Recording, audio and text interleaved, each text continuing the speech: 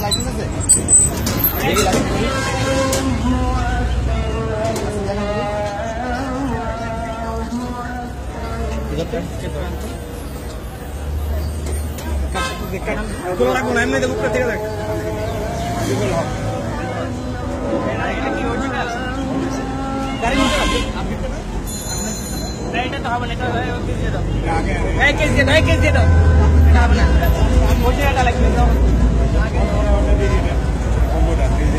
আপনার গাড়ির কাগজপত্র সবই আছে?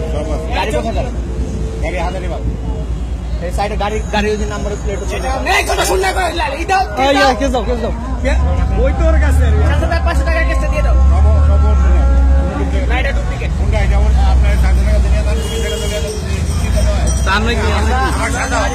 এই মেয়ে কথা শুনে কথা শুনে না